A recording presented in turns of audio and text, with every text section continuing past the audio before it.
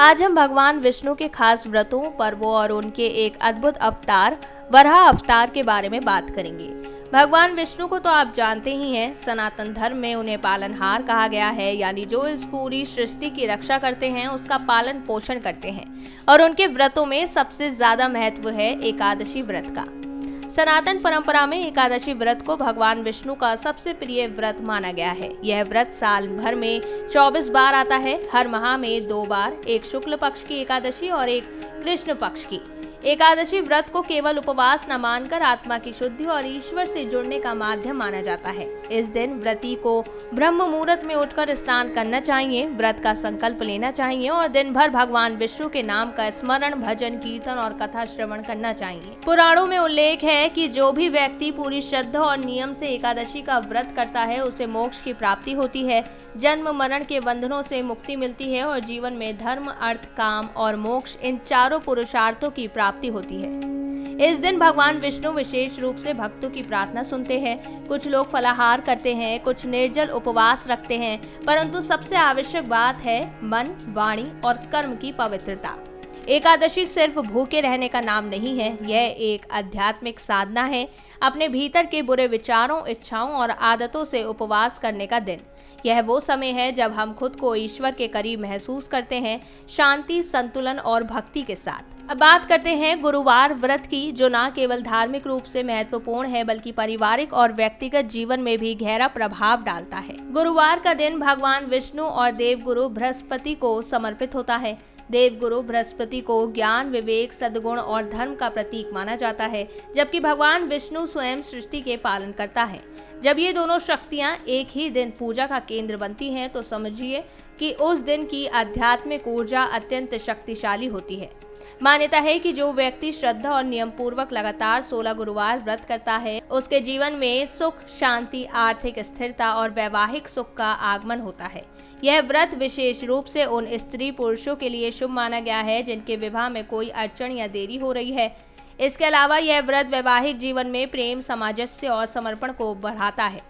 इस दिन व्रती को प्रातः स्नान के बाद पीले वस्त्र धारण करने चाहिए। भगवान विष्णु या बृहस्पति देव की प्रतिमा या चित्र के सामने पीले फूल, चना दाल, गुड़ और केले अर्पित किए जाते हैं। पूजा में पीले रंग का विशेष महत्व होता है, क्योंकि यह बृहस्पति ग्रह का प्रतिनिधित्व करता है, जो ज्ञान और धर्म का प्रतीक है। व्रत का समापन शाम को कथा सुनने और आरती करने के बाद किया जाता है। अगले दिन ब्राह्मण या जरूरतमंद को भोजन और वस्त्र आदि दान देने से व्रत पूर्ण होता है। अब बात करते हैं एक बेहद विशेष और रहस्यमयी एकादशी की, मोहिनी एकादशी। यह व्रत वैशाख मास के शुक्ल पक्ष की एकादशी तिथि को रखा जाता है और इसका संबंध भगवान विष्णु के एक दिव्य मोहिनी अवतार से है। पुराणों के अनुसार जब समुद्र मंथन हुआ था, तब अमृत कलश को लेकर देवताओं और असुरों के बीच भयंकर विवाद हुआ। उस समय भगवान विष्णु ने एक अत्यंत सुंदर स्त्री का रूप धारण किया, जिसे मोहिनी कहा गया। इस मोहिनी रूप से उन्होंने असुरों को मोहित कर दिया और चतुराई से अमृत देवताओं को पिला दिया। इस दिव्य रूप ने न सिर्फ देवताओं की रक्षा की, बल्कि पूरे सृष्टि संतुलन को बनाए रखने का कार्य किया। मोहिनी एकादशी का व्रत इसी लीला की स्मृति में रखा जाता है। यह व्रत भगवान विष्णु को अति प्रिय है और इस दिन व्रत रखने से व्यक्ति के कष्ट, पाप और मानसिक अशांति दूर होती है। कहा जाता है कि जो इस दिन उपवास करता है और भगवान विष्णु के नाम का जाप करता है, उसे आत्मिक शुद्धि का अनुभव होता है और वह मोक्ष के मार्ग पर अग्रसर होता है। इस दिन प्रातःकाल स्नान कर स्वच्छ वस्त्र धारण करने चाहिए। भगवान विष्णु की पूजा पीले पुष्प, तुलसी पत्र, धूप, दीप, चंदन और नैवेद्य से करनी चाहिए। दिन भर भजन, कीर्तन और विष्णु सहस्त्र नाम का पाठ करने से विशेष पुण्य फल की प्राप्ति होती है। व्रती को इस दिन सात्विकता का पूर्ण पालन करते हुए वाणी, विचार और आचरण में भी शुद्धता रखनी चाहिए। हिंदू धर्म में ऐसे कई पर्व हैं जो न केवल धार्मिक बल्कि आत्मिक और दार्शनिक रूप से भी अत्यंत गहरे होते हैं। वैकुंठ चतुर्दशी ऐसा ही एक दिव्य पर्व है जो भगवान शिव और विष्णु की पारस्परिक भक्ति, एकता और सृष्टि संतुलन की कथा को दर्शाता है। यह पर्व कार्तिक मास के शुक्ल पक्ष की चतुर्दशी तिथि को मनाया जाता है, ठीक कार्तिक पूर्णिमा से एक दिन पहले। मान्यता है कि इस दिन भगवान विष्णु अपनी योग निद्रा से जागते हैं, जो उन्होंने कार्तिक एकादशी को ली थी, और जैसे ही वे जागते हैं, भगवान शिव स्वयं सृष्टि की सारी जिम्मेदारी पुनः उन्हें सौंपते हैं। यह क्षण केवल देवताओं के लिए नहीं बल्कि समस्त सृष्टि के लिए ऊर्जा और पुनः चेतना का समय होता है।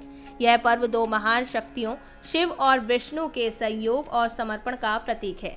इसमें कोई प्रतिस्पर्धा नहीं, केवल सेवा और सम्मान है। हिंदू धर्म में समय का भी अपना एक विशेष महत्व होता है और कुछ समय ऐसे होते हैं जब ईश्वर की कृपा विशेष रूप से प्राप्त होती है। भगवान विष्णु के संदर्भ में पुरुषोत्तम मास और रविवार को सबसे शुभ और प्रिय माना गया है। पुरुषोत्तम मास, जिसे आमतौर पर अधिमास भी कहा जाता है, यह हर 2-3 वर्षों में आता है। यह वह महीना है जिसमें चंद्रमा का कैलेंडर सन के कैलेंडर से मेल नहीं खाता, इसलिए एक अतिरिक्त मास जुड़ जाता है। इस मास को विष्णु भगवान का अत्यंत प्रिय माना गया है क्योंकि इस दौरान किए गए व्रत, पाठ और भक्ति का फल सामान्य समय की तुलना में कई गुना बढ़ जाता है। पुरुषोत्तम मास में भक्त विशेष रूप से विष्णु सहस्त्रनाम, भगवद गीता पाठ और एकादशी व्रत करते हैं। इस पुण्य कर्मों से जीवन में शांति, समृद्धि और आध्यात्मिक उन्नति होती है। कहा जाता है कि इस मास में जो भी भक्त अपने मन की शुद्धि और विश्वास के साथ भगवान विष्णु की आराधना करता है, उसे सभी पापों से मुक्ति मिलती है और वह परम मोक्ष की प्राप्ति कर सकता है। वहीं रविवार को भी भगवान विष्णु का दिन माना गया है। इस दिन सूर्य देवता की पूजा के साथ साथ भगवान विष्णु की भी विधि पूर्वक पूजा की जाती है। रविवार को विष्णु भगवान की पूजा करने से न केवल भगवान स्वयं प्रसन्न होते हैं बल्कि उनकी संगनी माता लक्ष्मी भी अपनी कृपा बरसाती हैं। माता लक्ष्मी धन, सौभाग्य और समृद्धि की देवी है, इसलिए इस दिन पूजा करने से घर परिवार में खुशहाली और समृद्धि आती है। रविवार के दिन उपवास, स्नान, तुलसी और पीले वस्त्र धारण करना शुभ माना गया है। भक्त इस दिन विष्णु जी की मूर्ति या चित्र के सामने दीपक जलाते हैं, भजन करते हैं और विष्णु मंत्र का जाप करते हैं।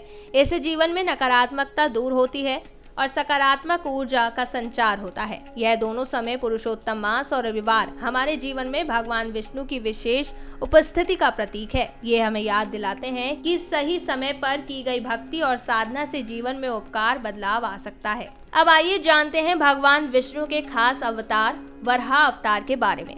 शायद आपने ये नाम पहले सुना हो, वराह यानी सुअर के मुख वाला रूप। यह भगवान विष्णु का तीसरा अवतार है। अब आप सोच रहे होंगे भगवान को ये रूप क्यों लेना पड़ा। पौराणिक मान्यता के अनुसार एक राक्षस था, हिरण्याक्ष।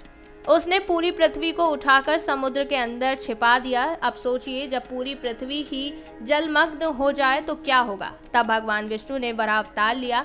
एक विशाल जंगली सुअर के रूप उन्होंने हिरण्याक्ष से भीषण युद्ध किया, उसे पराजित किया और फिर अपने मजबूत दांतों से पृथ्वी को उठाकर जल से बाहर निकाला। फिर उन्होंने उस पृथ्वी को वापस ब्रह्म जी को सौंप दिया। ये घटना हुई थी भाद्रपद मास की शुक्ल पक्ष की तृतीया तिथि को, जिसे हम आज वराह जयंती के रूप में मनाते हैं।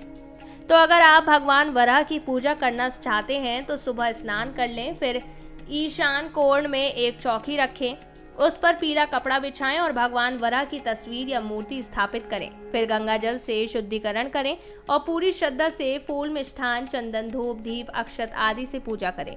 भगवान वराह ने जिस तरह डूबी हुई पृथ्वी को जल से बाहर निकाला था, वैसे ही वो अपने भक्तों को भी हर संकट, हर डूबती परिस्थिति से बाहर निकाल सकते हैं। ऐसी मान्यता है कि उनकी पूजा से भूमि, भवन, सुख, समृद्धि और खासकर संकटों से उभरने की शक्ति मिलती है। तो दोस्तों, भगवान विष्णु के व्रत और उनके वराह अवतार की ये बातें हमें सिखाती हैं कि ईश्वर हमारे साथ हमेशा होते हैं। बस जरूरत है श्रद्धा, भक्ति और सही भाव से जुड़ने की। अगर आप जीवन में कभी ऐसा महसूस करें कि सब कुछ डूब रहा है, तो याद रखिए, भगवान वराह वो शक्ति है जो डूबी हुई दुनिया को भी उठा सकते हैं। आपको यह जानकारी कैसी लगी, कमेंट करके जरूर बताइए।